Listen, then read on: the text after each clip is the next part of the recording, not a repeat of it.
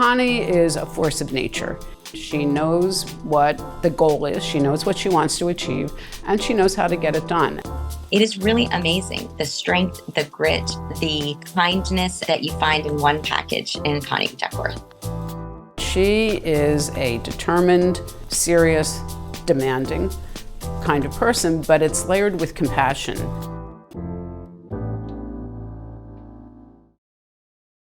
When I first got out of business school in '79, and then I joined Goldman Sachs in '81, there were very few women at the firm at the time. I never had a woman boss. So it was a little bit of trial and error. I guess the reason that I think I was able to succeed at Goldman was because I had very strong work ethic. I think Connie's key to success was clarity and determination to understand what the goal was to be accomplished and to just proceed accordingly. I'd say my proudest day there was becoming a partner of the firm. It was not something I had expected. I was the first woman partner in sales and trading in the firm's history, and we were founded in 1869. There's nothing like the power of the mirror in terms of role modeling. Before Connie, there was no role model for women in sales and trading at Goldman Sachs, and there were very few women partners in the firm altogether. When I retired from the firm right after 9/11, I got a call from a friend in Washington who was an ambassador in President Bush's administration. And there was a presidential initiative called the U.S. Afghan Women's Council, and it was to help ensure that women had a seat at the table in new Afghanistan. And they were looking for a business representative. In 2002, Connie was asked to join the U.S. Afghan Women's Council as our founding business representative. At the time, she was a well-known businesswoman who chaired the board of C200 and had recently retired as one of the first female partners at Goldman Sachs. Connie Duckworth's career change took her 7,000 miles away from Wall Street to central Afghanistan in the middle of a war zone to start a women's rug weaving cooperative called Arzu, Studio of Hope. There were very few people with her level of leadership skills, finance background, and understanding. And so all of these things made her really the perfect choice to lead such a consequential effort.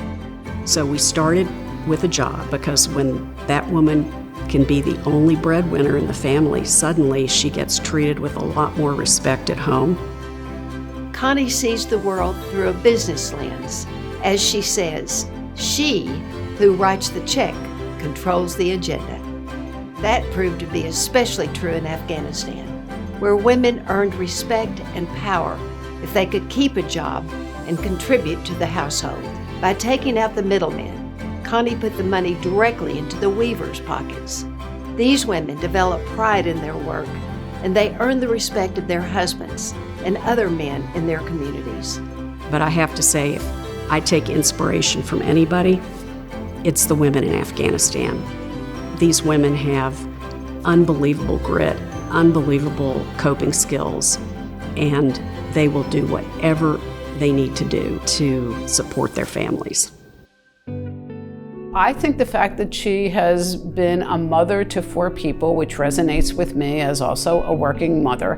What kind of society do we want to build for our daughters and our sons to grow up in? And I think these are values that always were present in whatever it was that Connie was about. She lives a motto that to whom much is given, much is expected. And so when you're with Connie, you feel a sense of inspiration to try to do more, to use your own resources and talent to give back, to make an impact. And it kind of goes back to the golden rule, right? You want to treat people the way you would like to be treated. Relationships last a long time. I liken them to sort of a photo album where you have snapshots at different moments in time in that person's mind.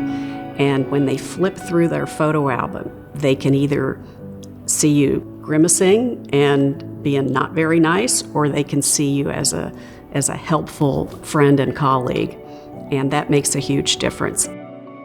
Congratulations to the University of Texas McCombs School of Business distinguished alumna, Connie Duckworth. President Bush joins me in celebrating Connie as she receives this distinguished honor. And I join all the Longhorns here tonight when I say hook 'em.